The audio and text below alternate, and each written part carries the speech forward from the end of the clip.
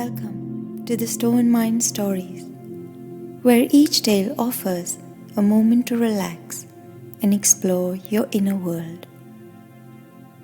As you listen, let these stories invite you to discover gentle insights within yourself.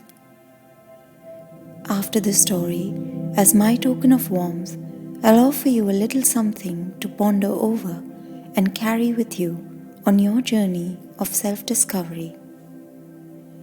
If you can, close your eyes now and let go of the world around you. Together, we'll journey into faraway realms of imagination and curiosity. Let's begin with a simple countdown. 5. Take a deep breath in, and as you exhale, allow any tension in your body to melt away. 4. Take another deep breath in, feeling the air fill your lungs, and as you breathe out, feel the relaxation wash over you. 3. Take a deep inhale, and as you exhale, let go of any lingering thoughts or concerns. 2. You're now feeling lighter and more at ease. Embrace the peacefulness around you, allowing yourself to fully sink into this moment of calm. 1. You are fully present, your mind clear and open. And now, let's enjoy the journey.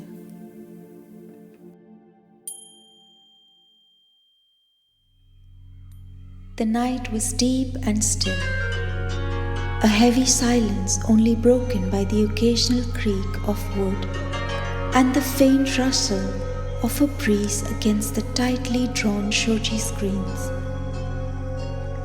Within the dimly lit room, a single lamp cast a warm, flickering glow that danced across the floor, its soft light caressing the delicate paper walls, creating shadows that seemed to breathe with the night.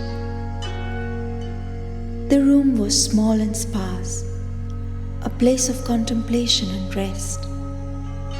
But tonight, it was heavy with the weight of unspoken fears. Hiroshi knelt at the edge of the futon where his grandfather lay, a frail figure against the vastness of the night. The old warrior's face, once as strong and unyielding as stone, now bore the gentle etchings of time, each line telling a story of battles fought and wisdom gained. In the soft glow of the lamp, Hiroshi's youthful form stood in stark contrast to his grandfather's fragility. His broad shoulders, strong jaw, and the fire in his eyes spoke of a life just beginning. Yet that same youthfulness seemed burdened by an invisible weight, as though the shadows of the room had found their way into his heart. The two sat in silence for a moment, the air thick with the unspoken. Finally, the old man stirred. His hand, though thin and veined, reached out with surprising steadiness, resting on Hiroshi's arm. "Hiroshi," his grandfather began, his voice a mere rasp against the quiet, yet filled with the gravity of the moment. "I have seen you grow from a boy playing in the courtyard to the warrior you are today. I have watched with pride as you mastered the blade, learned the ways of our ancestors, and I have no doubt that you are ready to lead battles on your own. Hiroshi looked down, his heart heavy, the words forming a knot in his throat. "But grandfather," he whispered, his voice barely audible, "I cannot lead a battle, let alone a victorious one, without your guidance. The thought of it feels as though I am already lost." A gentle smile filled with pain and love softened the lines of his grandfather's face. "My time to guide you has passed, my boy. Then relieve me of my duties as a warrior. I will stay by your side and nurse you back to good health. I will begin to lead battles when you are by my side. Until then, I beg you to appoint someone else as the leader." Hiroshi's words stumbled and scattered across the room. Almost instantly, Hiroshi's grandfather gathered the strewn utterances and put them back together in an assuring voice. "The strength you need, the wisdom to lead, is already within you. You must trust in yourself, as I have always trusted in you." Hiroshi clenched his fists, his youthful face shadowed by the turmoil that gripped him. "It is not just the battle, grandfather." His voice resonating from an empty space, he said with a feeble voice, "I sense something dark within me, something I cannot name. It stirs, and I fear it'll consume me when I need my resolve the most." His grandfather's grip tightened, his hand trembling with the effort. "Do not let fear cloud your heart now, Hiroshi. The battle looms before you, 15 moons from tonight. Whatever darkness you face, you must not let it obscure your path. You carry with you the spirit of all who have come before you." Hiroshi blinked back tears. "Yet, I fail to discover my own spirit. I fear that I do not have in me the ability." His grandfather immediately raised his quivering hand to place it gently on Hiroshi's head and spoke with assuredness, but it failed to pervade the darkness Hiroshi felt in the moment. "I am proud of you, not just for the warrior you have become, but for the man you are. Remember, the greatest battles are often within, and those who can prevail the onslaught of these will stand tall in the battles without." With deep appreciation for his grandfather's goodwill, Hiroshi spoke in a voice that borrowed his mentor's tone but lacked his feeling of resolve. "I will try to not let you down, grandfather." The old man raised his eyebrow. Almost instantly, Hiroshi realized the folly in his choice of words, and with a knot in his throat said, "I will try to make you proud, grandfather." "You already have," the old man whispered, his voice fading into the quiet of the night. "Remember that always." The room felt silent once more, save for the gentle crackling of the lamp and the distant sounds of the night. Hiroshi watched his grandfather's eyes close slowly. The deep furrows of his brow easing into the peaceful stillness. For a long while, Hiroshi remained motionless, absorbing the quiet strength that had always emanated from his grandfather, now so fragile, yet so powerful.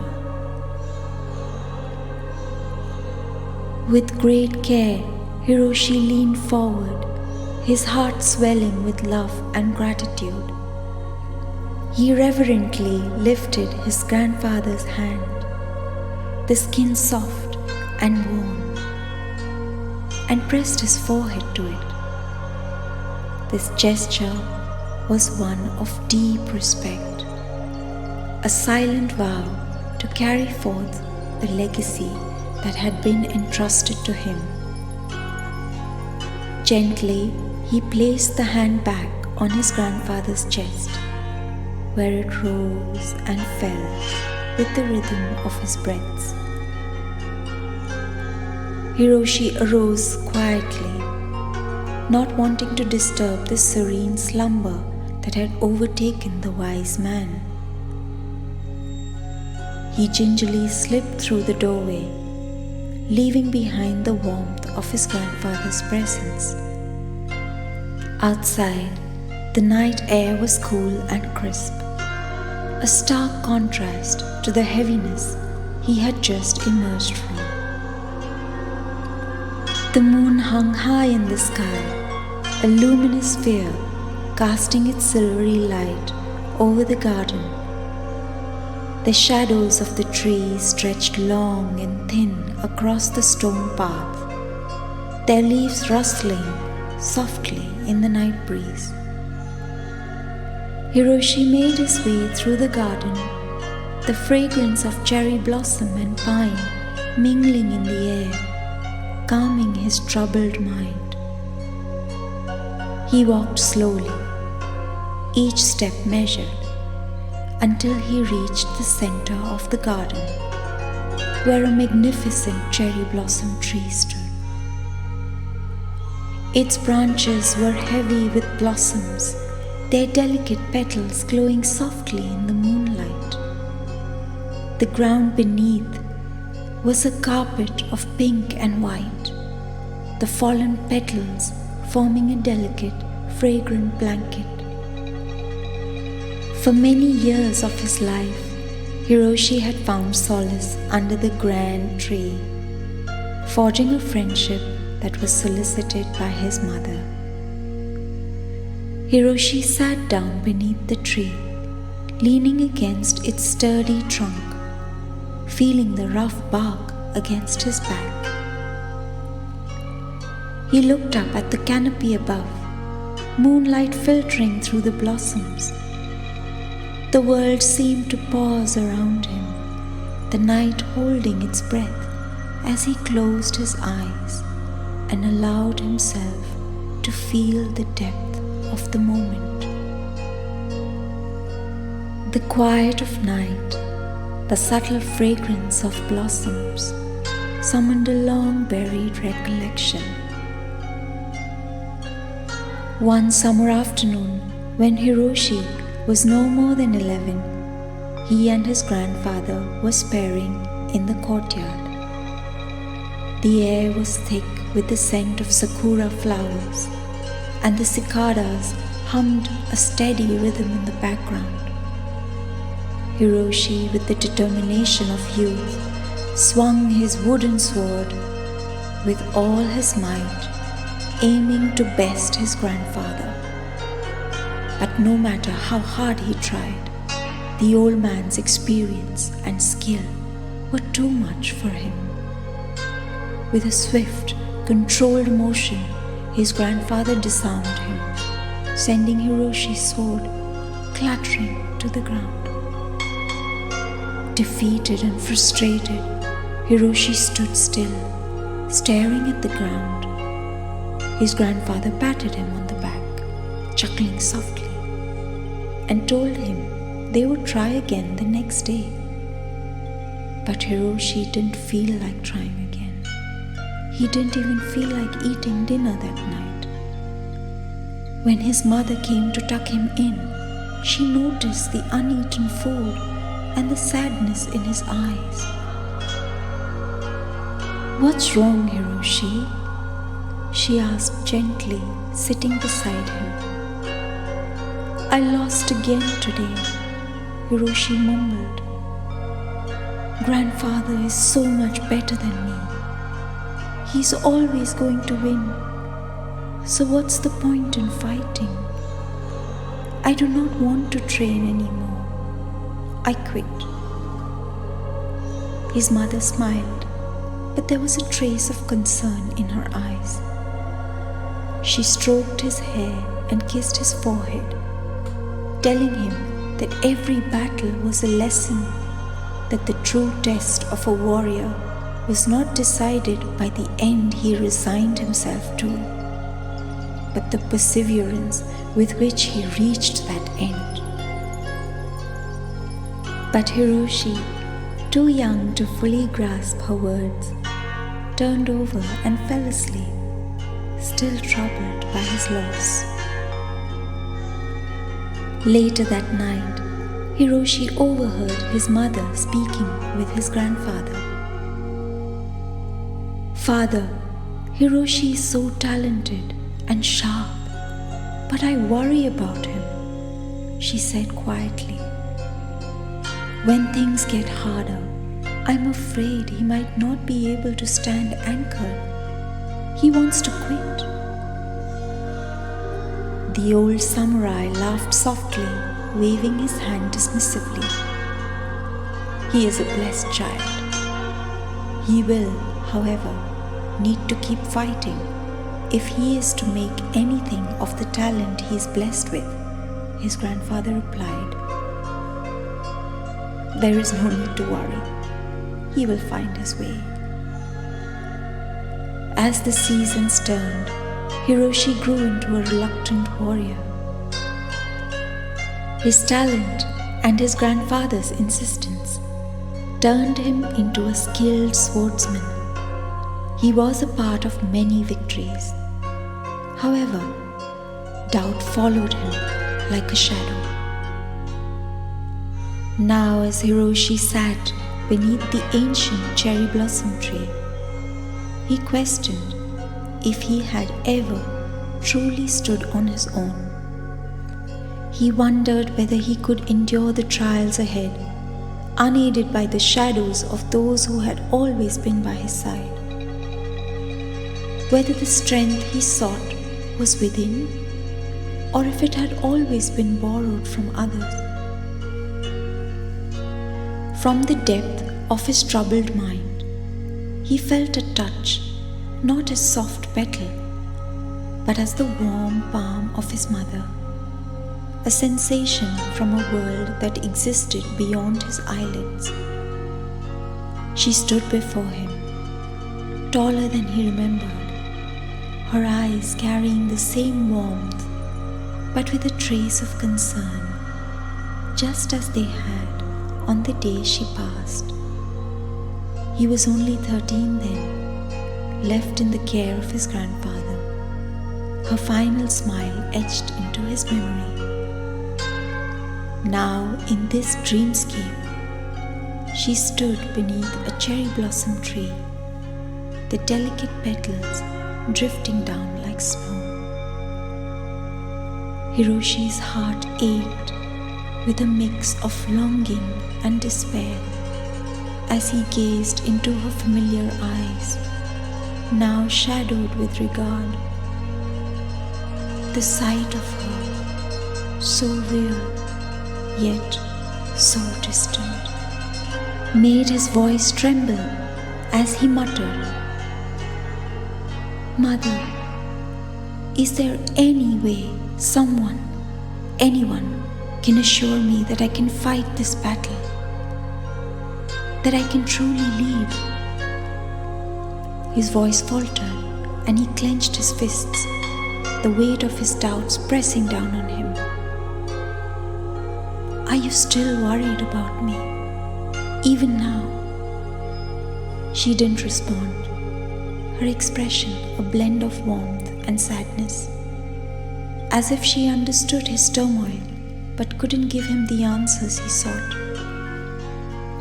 Hiroshi's breath hitched and he lowered his gaze, a bitter smile forming on his lips. I know you are not really here, that my troubled mind is just conjuring you to make me feel better. But I need more than your image or your kind words, more than this fleeting comfort. He looked up at her again, his eyes pleading.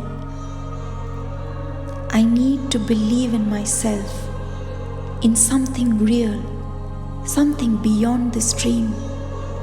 How can I?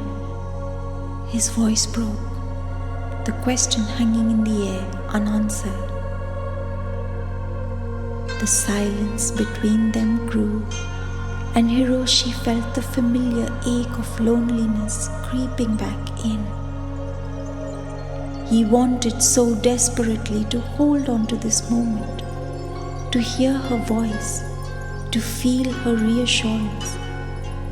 But deep down, he knew that this vision of her was just a reflection of his own fears and desires. And when he opened his eyes, he would be left with nothing but his own resolve, or the lack of it. Hiroshi watched her, silent and still, as she smiled one last time and vanished into the night. He placed his hand over his pounding heart, seeking calm in the deep silence. Frustrated, he was about to open his eyes when an otherworldly echo emerged, soft yet imbued with a divine resonance. It seemed to fill the entire space around him. Brave warrior, the whisper intoned. Within the heart of the forbidden forest lies a sword of legend, forged by the gods themselves. This blade, capable of granting unparalleled strength and wisdom, awaits the worthy. But beware, for it is fiercely guarded by the spirits of the forest, and a series of trials that will test the true essence of a warrior's heart. Seek it, and victory in the coming battle shall be yours. Yet, heed the truth. Should you fail to find the sword, no triumph shall grace your path thereafter. The choice is yours, for the fate of the battles yet to come rests upon your quests. Hiroshi's heart raced as the whisper's message echoed in his mind, its gravity striking him deeply. The mysterious revelation left him momentarily shaken, the weight of its words pressing on his resolve. Yet, within him, a flicker of determination ignited, compelling him to rise from beneath the cherry blossom tree. No shred of reasonable doubt clouding him, at dawn's first light, he quietly slipped away from the sanctuary of his home, leaving behind no trace of his departure. The morning mist clung to the earth, a silent witness to his stealthy exit. He left no farewell, no word to those who might have wondered where he had gone, driven by the resolve that left no room for hesitation.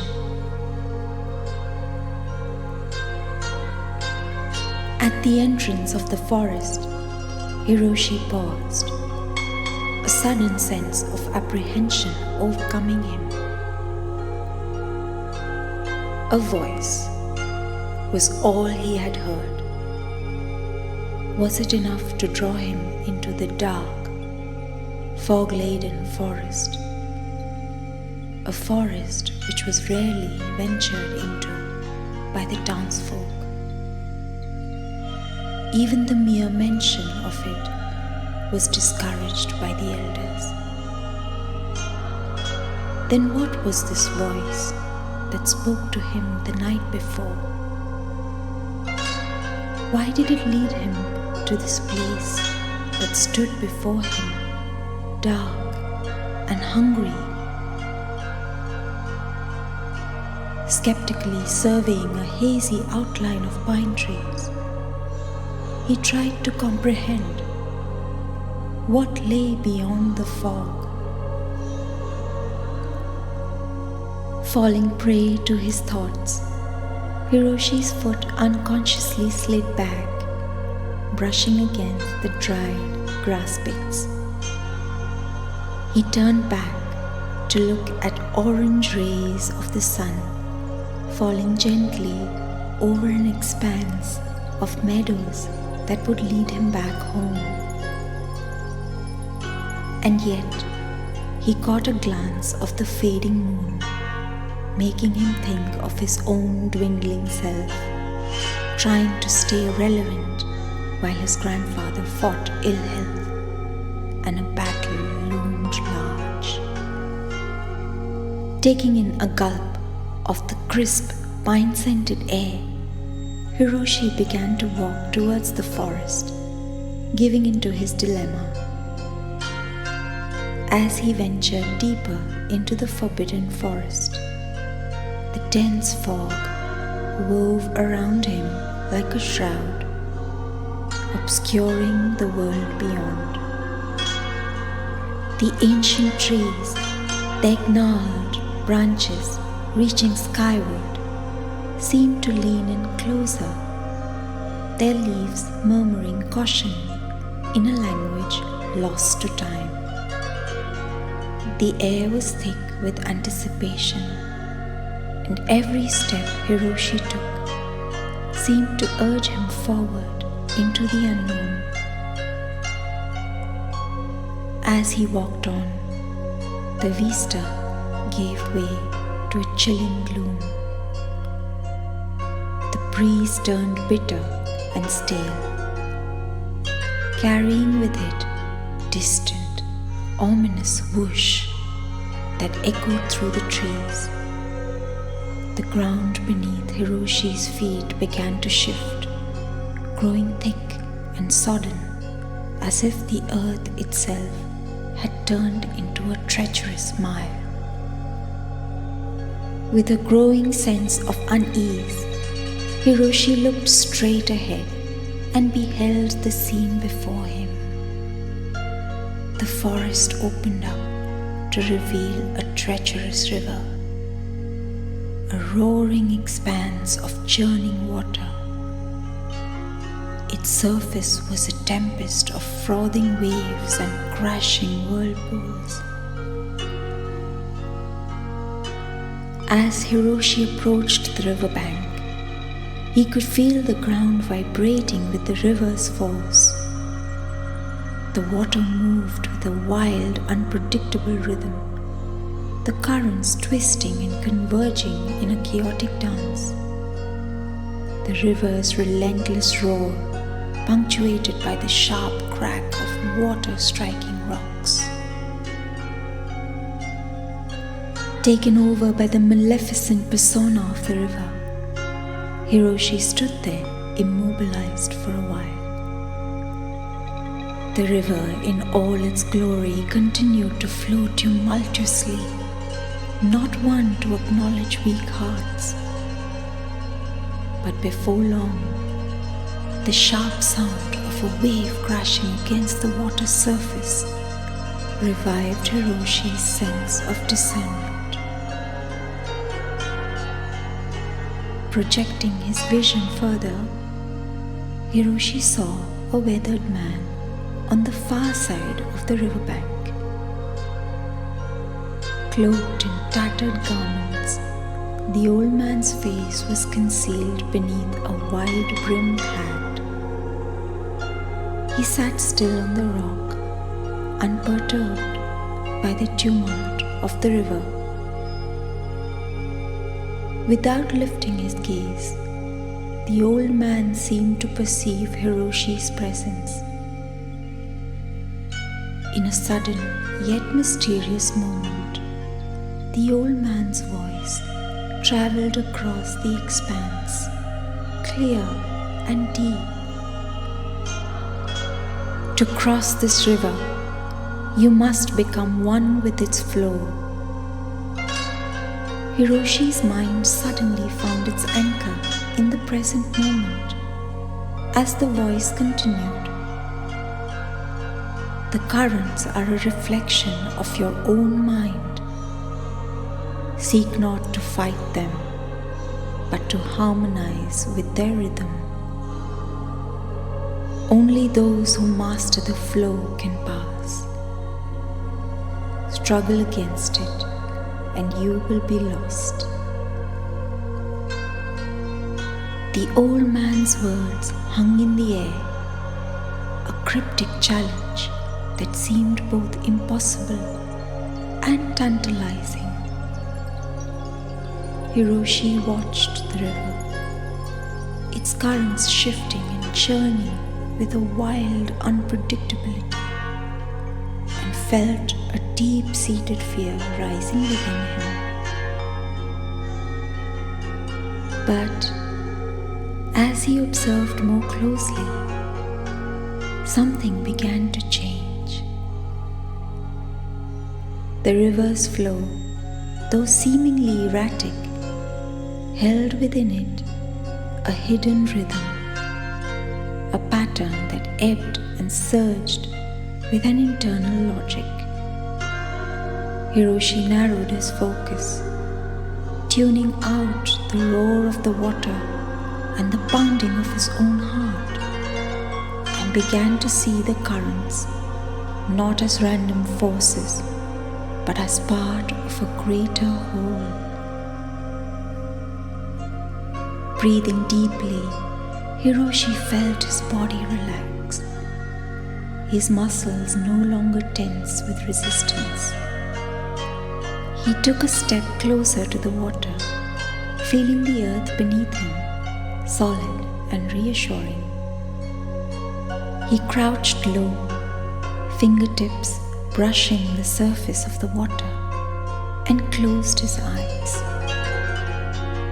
He imagined himself as a part of the river, his breath syncing with its rhythm, his heart beating in time with its pulse. With a deep exhale, Hiroshi leapt into the current. At first, the force of the water threatened to tear him apart, its wild energy pulling him in every direction. But instead of fighting it, Hiroshi let himself move with it, shifting his body to align with the flow. As Hiroshi moved deeper into the river, he found himself able to anticipate the currents. He would lean into a wave before it crested, dive beneath an oncoming rush, and twist his body to avoid the deadly pulls of hidden whirlpools. His mind was clear, every thought and action dedicated to the moment. He felt a profound connection to the river, as if it were guiding him as much as he was navigating it.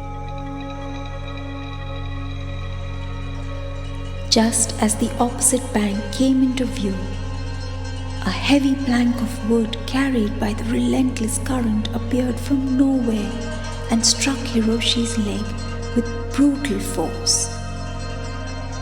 In a dizzying moment, he was thrown off balance, his body twisting awkwardly. With no control on his movements, he watched himself being drifted backwards. His desperate attempts to hold on to something failed. Gasping for air, Hiroshi found a small yet significant moment in which he anchored his mind into a state of calm observation.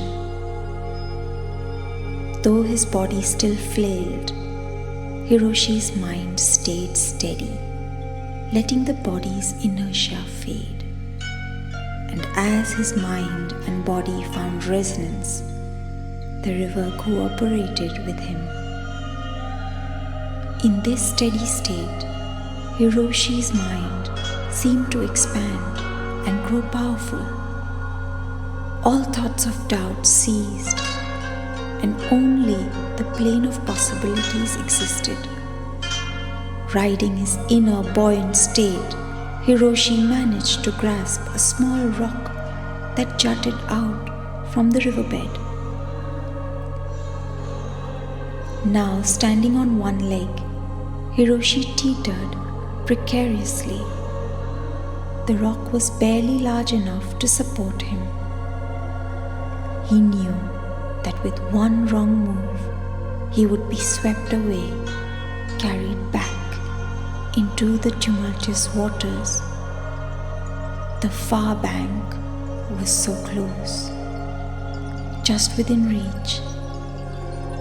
But the overwhelming force of the river made it seem difficult to close the distance. As he stood there, contemplating his next move, a dubious thought crept in. If he let go now, the river would take him. The struggle would end. The thought of forfeiting was almost comforting. The promise of release from this intense conflict. But just as Hiroshi felt his resolve weakening, the old man's voice cut through the noise once again, clear and resonant. The rock stands its ground, unmoved by the river's might, steadfast in its place. The words struck Hiroshi like a lightning bolt, their simplicity belying the depth of their meaning. The rock beneath him did not fight the river, nor did it surrender to it. It simply existed, allowing the water to flow around it without resistance, without fear. Hiroshi closed his eyes, feeling the rock beneath his foot, solid and unwavering. He took a deep breath, slowly letting go of his fear and the urge to fight the river. Instead, he became still, his mind and body mirroring the steadfastness of the rock. With a renewed sense of focus, Hiroshi adjusted his stance, finding balance even on one leg, and in one fluid motion pushed off the rock, using the river's energy to propel him forward. The current caught him, but this time, instead of dragging him down, it carried him forward, past the final stretch of turbulent water. Hiroshi landed on the opposite bank, stumbling slightly but keeping his balance.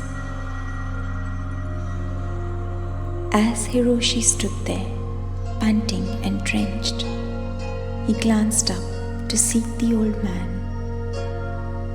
To his surprise, the old man had vanished. The riverbank was empty, shrouded in the mists that clung to the shoreline. Hiroshi felt a profound sense of gratitude and a newfound strength welling up within him as he stood alone. The echoes of the old man's wisdom still resonating in his mind. Sighing, he took in the gravity of his entire experience. A certain lightness had made its way into his heart. Hiroshi let himself drop to the floor of the riverbank, still savoring the ability of his mind to show him such an act of calm focus, that it took such an uncommon experience to unlock a profound ability within him, was bewildering yet wondrous. Packing in this newfound capability of finding calm in turmoil, he got up to walk. But in a surreal moment, he found a beautiful kawaso, a river otter, brushing lightly against his leg. And for a reason he could not state, Hiroshi felt his being overcome with love. He could not help but smile as the otter looked lovingly into Hiroshi's eyes before rolling away. For a fraction of a second, the memory of his childhood storybook flashed across his eyes.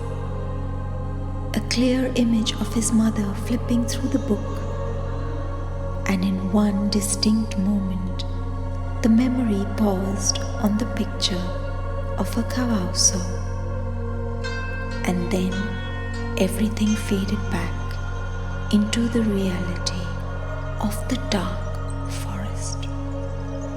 Still confused, and yet feeling the sense of love and determination, he made his way forward. He knew that all he could do was carry on walking until he found the sword. Understanding that there were going to be more challenges coming his way, Hiroshi ventured deeper into the forest. The landscape began to shift subtly.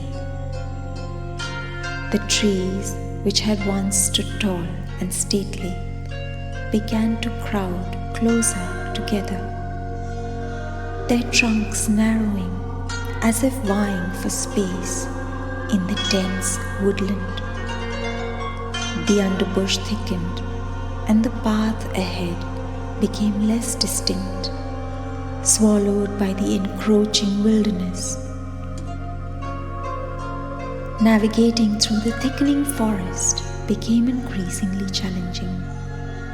Hiroshi now found himself crouching very low to move forward, with very little space to make sudden movements. He had to weave around low-hanging boughs that seemed to reach out, their spindly fingers scratching at his clothes and skin. The once soft ground was now littered with fallen branches and sharp twigs, forcing Hiroshi to move with caution. A considerable distance covered, an overbearing feeling overcame Hiroshi. He tried to straighten his stance.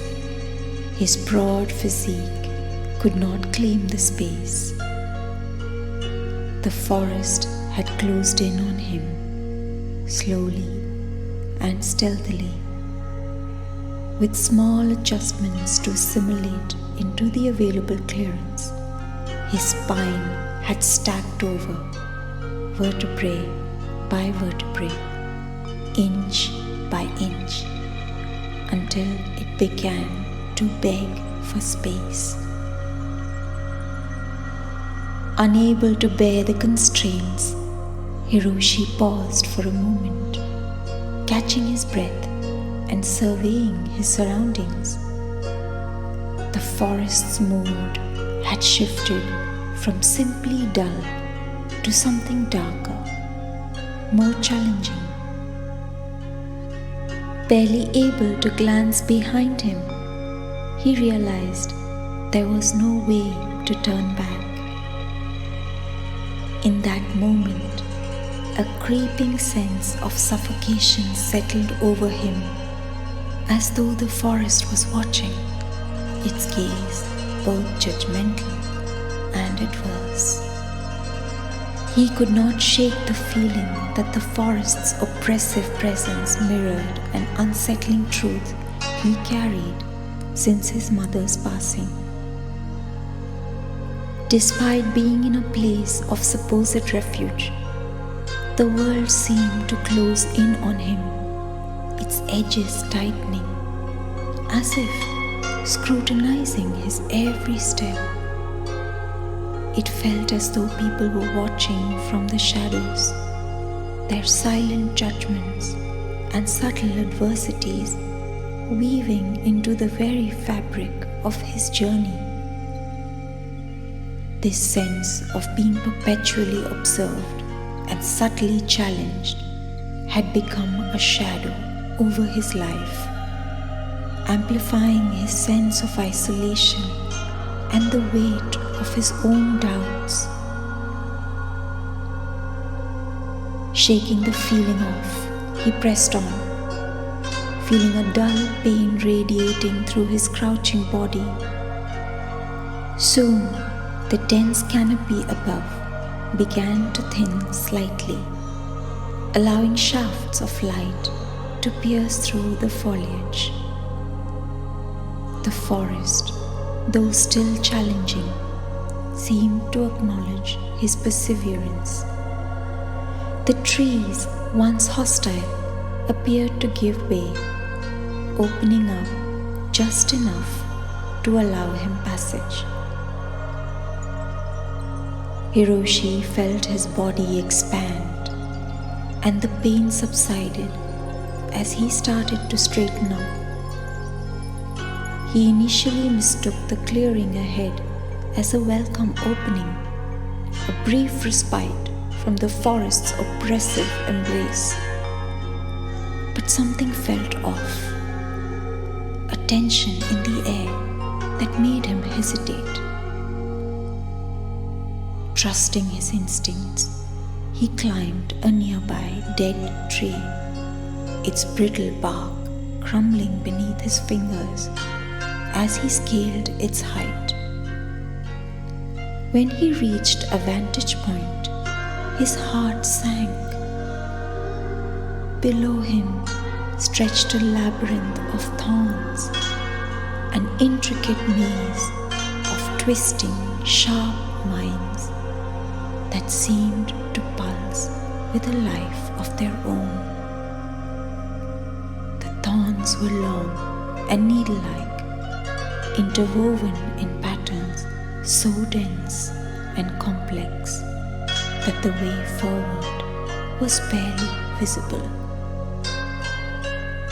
It was as if the forest had conspired to trap him in a prison of pain and confusion, where each wrong turn promised another painful encounter with barbed walls. The labyrinth's pattern was dizzying, with paths that looped back on themselves and dead ends that appeared deceptively open. As Hiroshi surveyed the maze from his perch, a sudden bark echoed through the air, startling him. He turned to see a tanuki, which he knew as a raccoon dog, watching him from the forest floor, its large, unblinking eyes fixed on him with an almost knowing gaze. A sense of trepidation overcame Hiroshi. With a careful slide of his hand, he grasped his dagger lightly. Before he could pull it out, to Hiroshi's surprise, the tanuki spoke in a low, raspy voice. The labyrinth before you reflects the mind's most tangled and thorny places, a realm where confusion and pain reside, where it's easy to feel trapped and defeated. But hear this truth: pain is not your enemy, nor a force to flee. It is a propeller, not a detractor. When you embrace pain as a guide, it ceases to be an obstacle and instead becomes the energy that moves you forward. Only by accepting this can the labyrinth begin to unravel, revealing the path that leads beyond suffering towards true peace. His grandfather's stories often carried the mention of tanuki, known for their resourcefulness and ability to endure difficult situations, symbolizing perseverance and adaptability. But what was it doing here, and how did it speak? Before Hiroshi could grasp the absurdness of the situation, the tanuki flipped over and disappeared in the darkness of the forest. Yet, its words hung in the air, their meaning slowly sinking into Hiroshi's consciousness. The labyrinth wasn't just a physical challenge. It was a reflection of his inner world, a maze of his own creation. He descended the tree, the tanuki's cryptic message resonating in his mind. With an air of determination and suspended disbelief, he stepped into the labyrinth, and slowly the full intricacy of the maze became apparent. The paths were narrow, the walls of thorns towering above him, their tips gleaming like daggers in the dim light.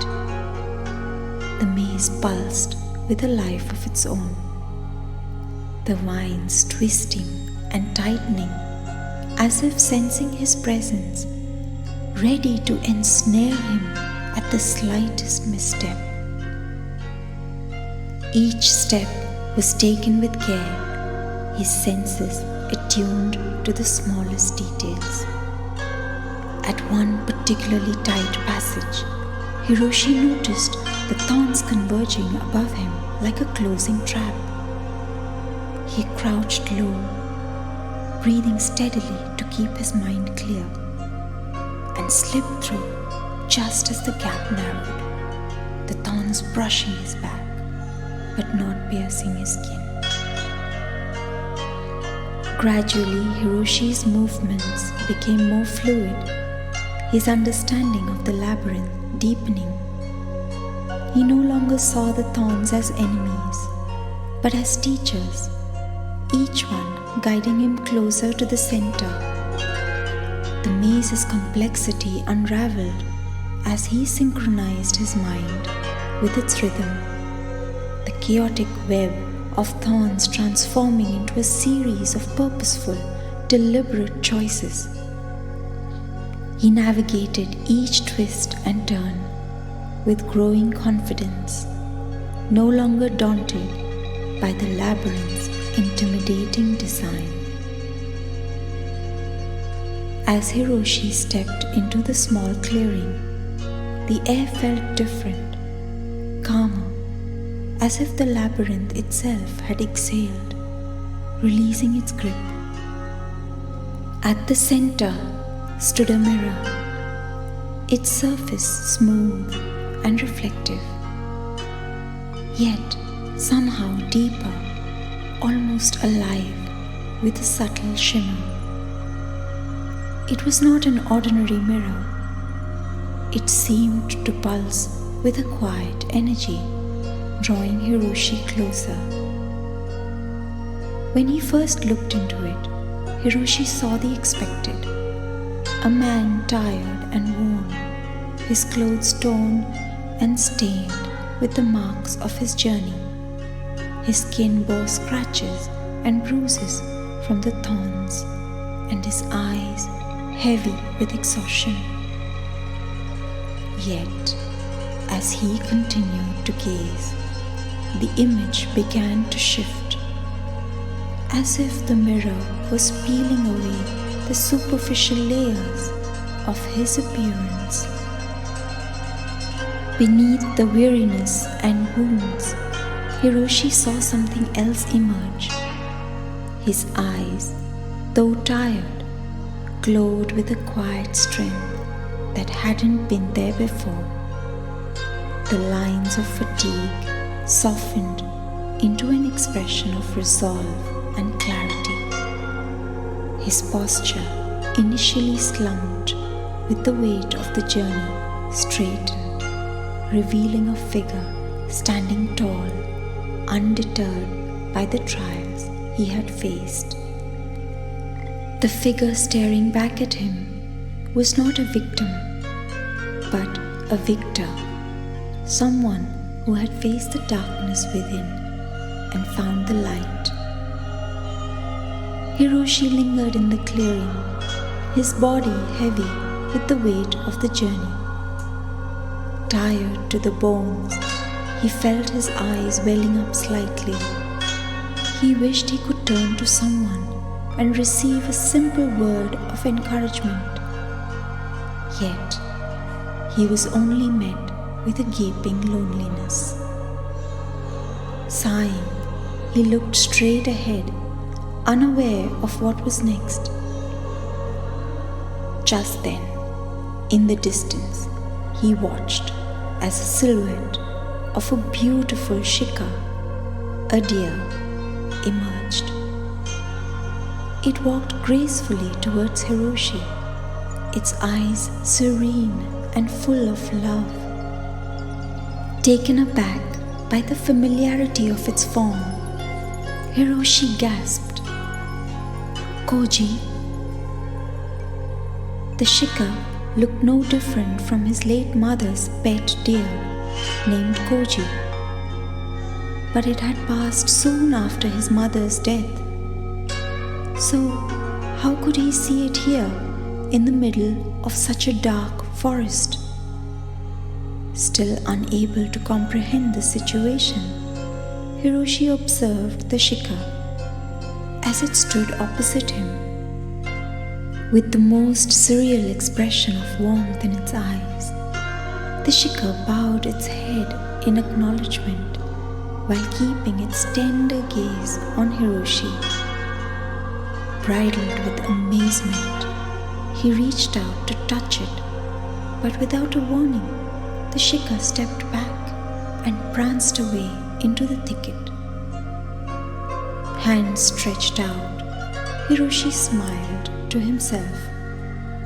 The thought of his mother and Koji filled him with an overwhelming sense of love and care.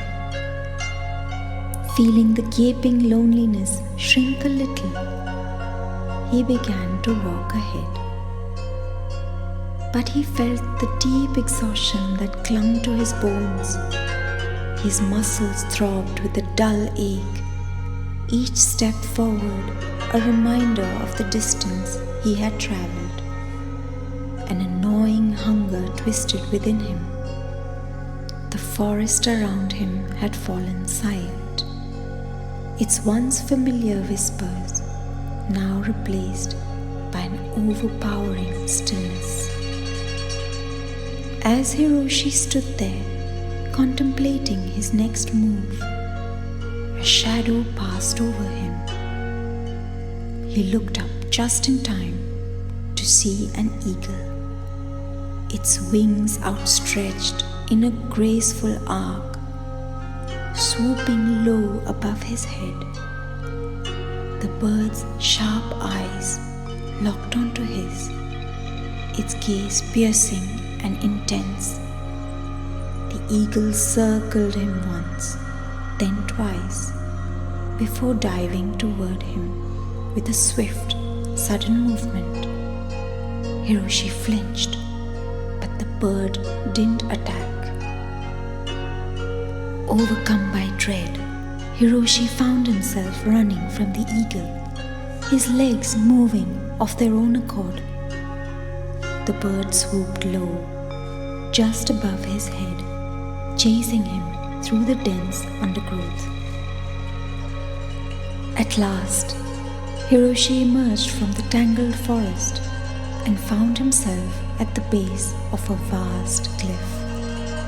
The rock face towered above him, jagged and imposing, its surface worn smooth by countless years of wind and rain. Draped across the cliff was a delicate vine, its leaves a vibrant green against the stark grey of the stone. The vine stretched upward, disappearing into the mist that shrouded the summit. Hiroshi paused, his breath coming in short, ragged gasps as he looked up at the vine, grasping that it was his only means of ascent. Hiroshi hesitated, his eyes tracing the path of the vine as it swayed gently in the breeze. The vine looked fragile, barely thick enough to hold his weight, and the gusts of wind threatened to tear it from its roots at any moment. The climb would require every ounce of strength and focus he had left, and even then, success was far from certain. The eagle reappeared, its wings cutting through the air as it swooped down to circle him once more.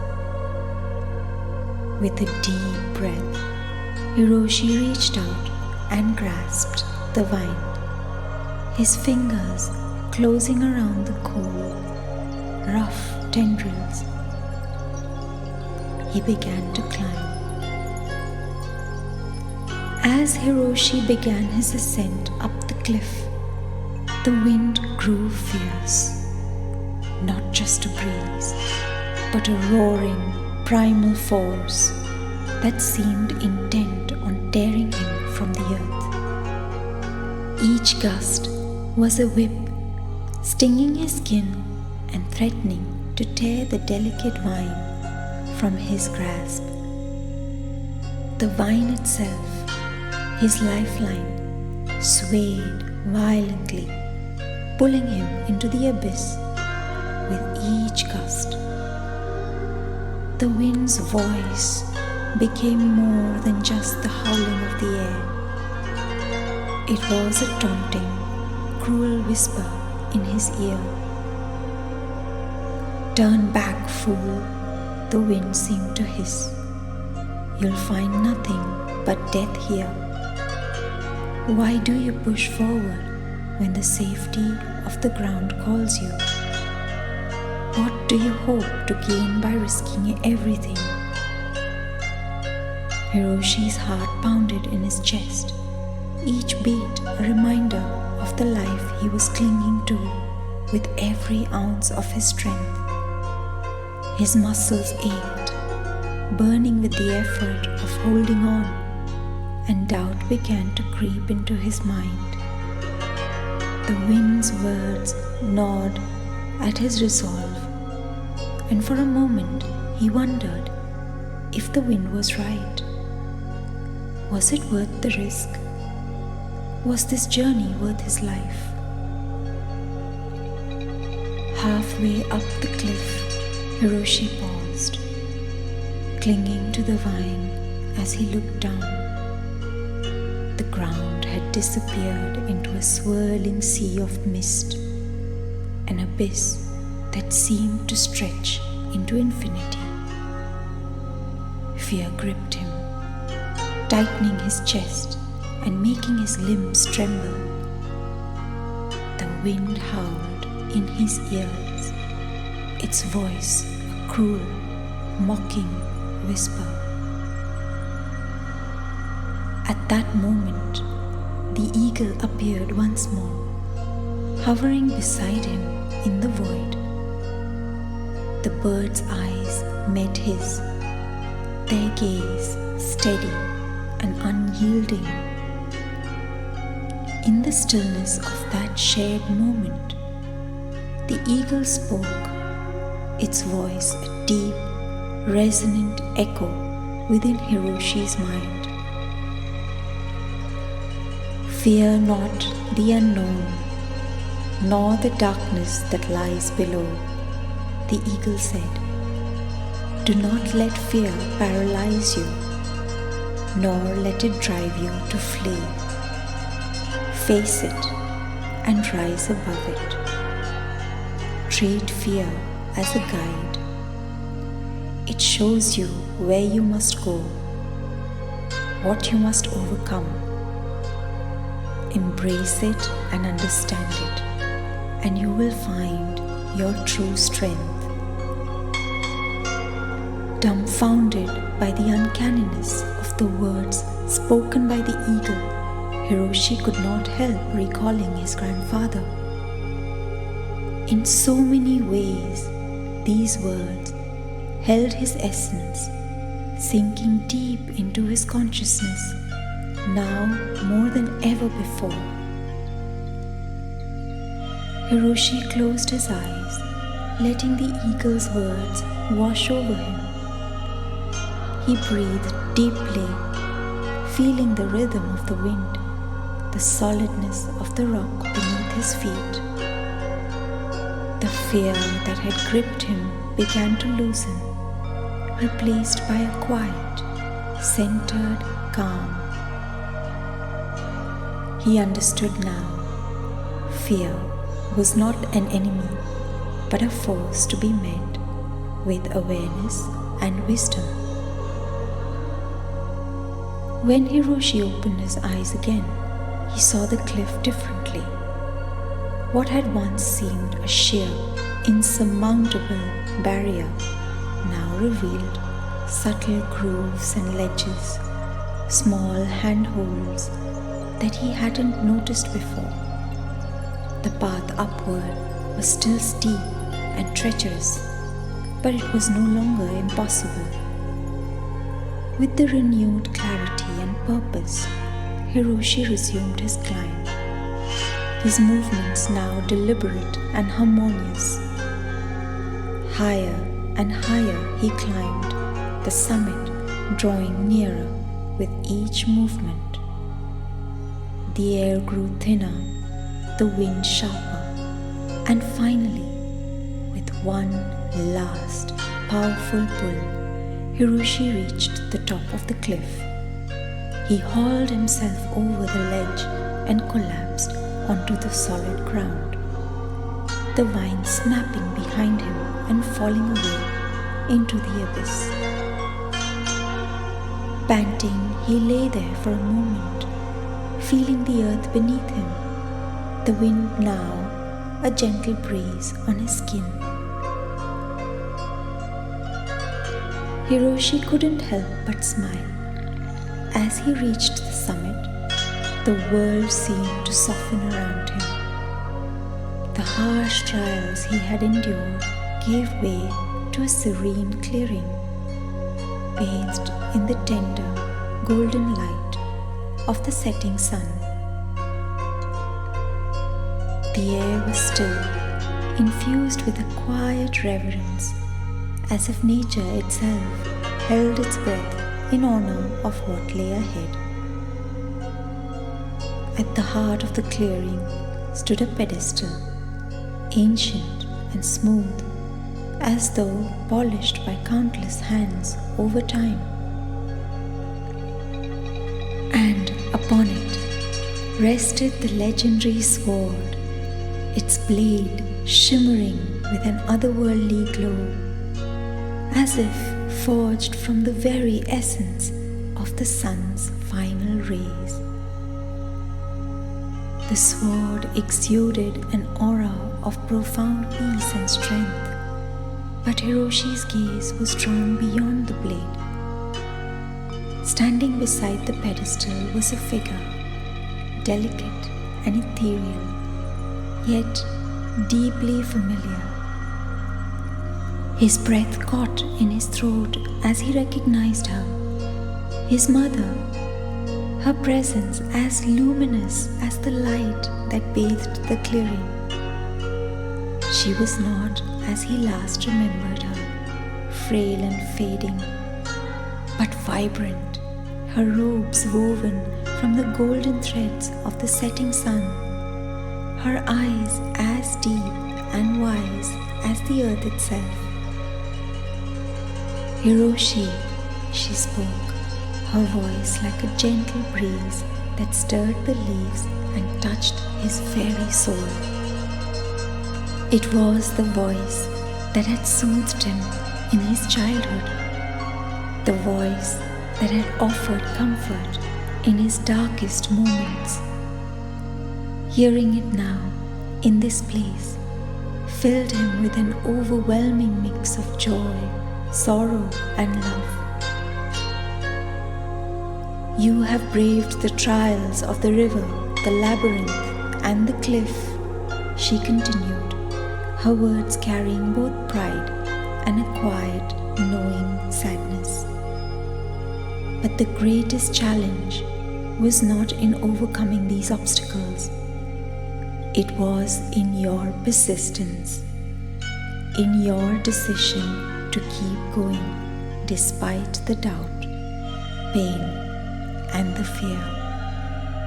The true battle was within you, Hiroshi. In every step you chose to take forward, when turning back would have been easier. Hiroshi's heart ached as he stood before her, the weight of his journey heavy upon him. The river's powerful currents, the sharp sting of the thorns, the merciless wind, all of it had tested him to his core. Yet, as he looked into his mother's eyes, he felt a deeper pain, the pain of longing, of missed moments, and of the love he had carried with him through every challenge.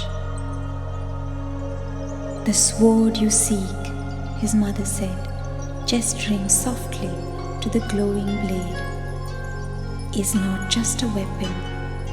It is a reflection of your own spirit, of the strength you have discovered within yourself. Its power does not lie in its sharpness or its weight, but in the resolve that brought you here.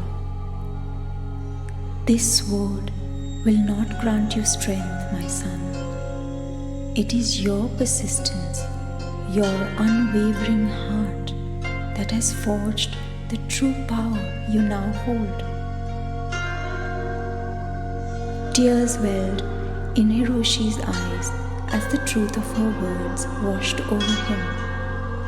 The sword was a symbol, a testament of his journey, but the real strength was something he had nurtured within, forged through every challenge, every moment of doubt and fear. He stepped forward, his steps slow and reverent, feeling the cool earth beneath his feet and the warmth of his mother's presence surrounding him like a protective embrace. When he reached out to grasp the sword, his hand trembled, not from exhaustion, but from the depth of the emotion that surged within him. His fingers wrapped around the hilt, and a gentle warmth spread through him, a sensation that felt like his mother's hand guiding his own, just as she had when he was a child. As the sun dipped below the horizon, Hiroshi reflected now that his journey was far from over. But he was no longer the same man who had started it. He was stronger, not just because he had faced the trials, but because he had persisted through them. And with that strength, he knew he could face whatever lay ahead. Before Hiroshi could take his leave, his mother stepped closer, her presence radiating warmth and wisdom. She appeared ethereal and deeply grounded. Her gaze met his, filled with an unwavering belief that transcended time and space. "Hiroshi," she began, her voice carrying the soothing tones of a lullaby he had known since childhood. "I never doubted your ability. My intention was not to test you in vain, but to show you that no challenge can be met solely with skill, talent, or a weapon alone. It is your ability to anchor yourself in the power of persistence that truly shapes your path towards your highest good. This sword, though special, will not decide your fate. Remember this: victory is not found merely in winning or losing a battle, but in the knowledge that you have given it your all and persisted through it. That is what prepares you for your next challenge." With her final words, her form began to fade, her essence merging with the light of the setting sun. Hiroshi watched as she slowly disappeared, her presence lingering in the air like a gentle whisper of encouragement. The clearing grew quiet once more, the sword now firmly in his grasp. Hiroshi took a deep breath, feeling a renewed sense of purpose and clarity. As Hiroshi turned to leave the serene clearing, an unshakable confidence surged through him. The journey home seemed less daunting now, for he knew that no matter what challenges lay ahead, he would face them with the same persistence and dedication that had brought him to this moment. Upon arriving home, Hiroshi carefully placed the sword in a safe space beneath the cherry blossom tree in his garden.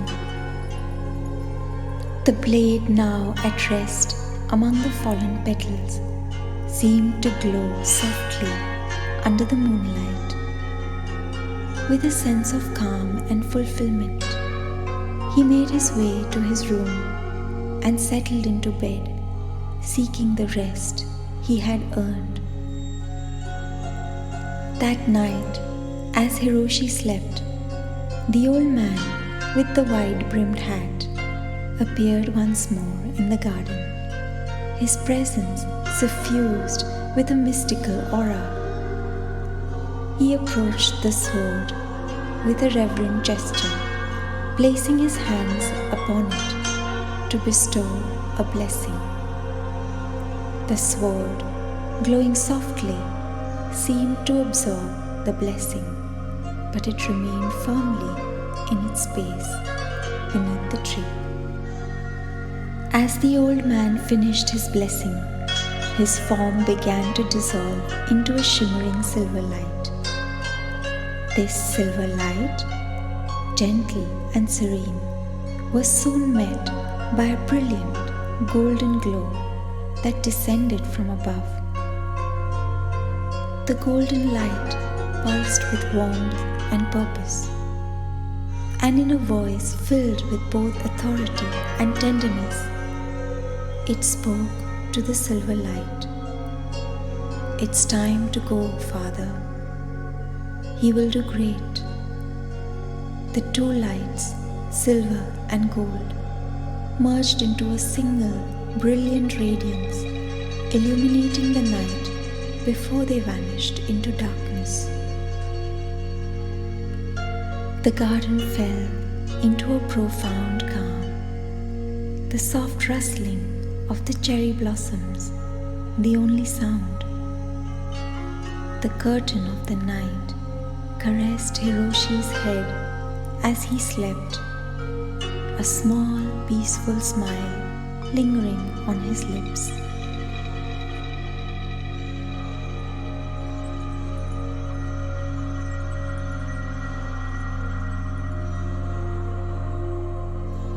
As we part ways, hold this affirmation close. I embrace every challenge with persistence and courage, knowing that each trial strengthens my spirit and shapes my true power.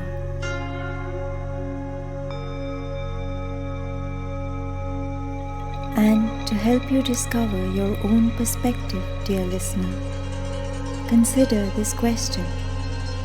What is a challenge you are currently facing, and how can you cultivate persistence to overcome it and strengthen your inner character?